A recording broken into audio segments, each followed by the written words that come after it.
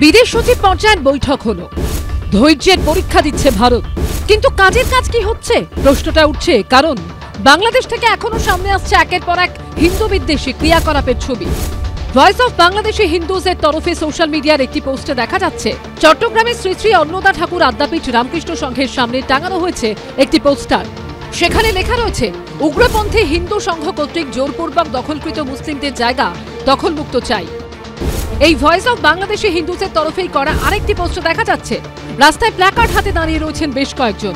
সেগুলোর কোনোটায় লেখা শাহজালালের বাংলায় নো বিফের ঠাঁই নাই, আরেকটিতে লেখা গোবর না গোস্ত, গোস্ত গোস্ত।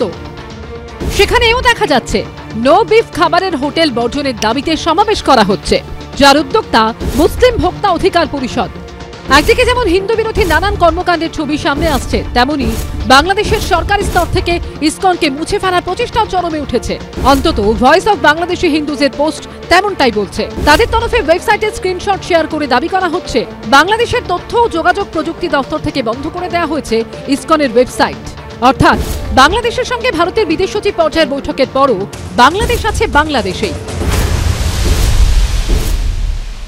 बांग्लादेश अब कठमुल्लों के दबाव में सरकार आ गई, वहां घुटने टेक दी है। पाकिस्तान और बांग्लादेश में कोई अंतर नहीं बचा और वहां के कठमुल्ले जिस ढंग का बात कह रहे हैं, वो लगता है कि भारत के लोगों में जो आक्रोश है वो आक्रोश और बढ़ते जाता है। मोदी গিয়ে কি করতে পারে? গোটা বাংলাদেশ দখল করতে পারে? বলুন কি করবে? আরএসএস নিয়ে চলে যাক। এগুলো পলিটিক্যাল অ্যান্টিস কতগুলো, এগুলো কত রাজনৈতিক কতগুলো কায়দা কারণ। যদি আরএসএস এর অর্ধেক ক্ষমতা থাকে, সারা লক্ষ লক্ষ আরএসএস এর বাহিনী আছে, মোদীকে পারমিশন নিয়ে তারা সব বর্ডার পারে ঢুকে যাক। আমার তো মাথায় ঢুকছে না যে ভারতবর্ষের প্রধানমন্ত্রী মোদী কি করতে পারে। এখন বিদেশ সচিব গিয়েছিলেন, আমরা আশাতে আছি যে বিদেশ সচিব ফিরে আসার পর স্থিতির অনেক পরিবর্তন ঘটবে, কিন্তু তারপরও খবর পাওয়া যাচ্ছে এখনো পরিস্থিতি সম্পূর্ণ নিয়ন্ত্রণ আসেনি।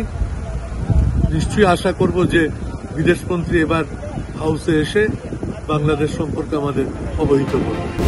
এসবের মধ্যেই বাংলাদেশের হাস্যকর হুমকি হুঁশিয়ারি চলছেই। অবসরপ্রাপ্ত সেনারা হুমকি দিয়েছিলেন 4 দিনের মধ্যে কলকাতা নিয়ে নেবেন। এবার অবসরপ্রাপ্ত পুলিশ কর্তারা বলছেন তারা নাকি ভারতের উত্তর পূর্ব ধ্বংস করে দেবেন। প্রয়োজনে তাদের যে 7 সিস্টার তারা ধ্বংস করে দেবো। আমরা দেশের জন্য জীবন দিব, প্রয়োজনে আবার আরেকটা যুদ্ধ করব। আমরা বলছি 4 দিনের মধ্যে আমরা কলকাতা দখল করে নেব।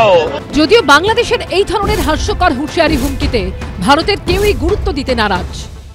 যে কোনো দেশ যদি মনে করে যে আমার ভারতবর্ষকে দখল করবে, আমার মনে হয় তারা স্বপ্ন দেখছে।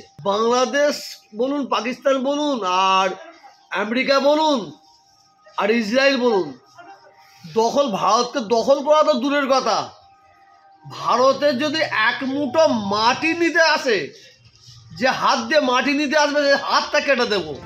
প্রশ্ন একটাই, কবে এই অরাজকতা বন্ধ করবে বাংলাদেশ? এবিপি আনন্দ।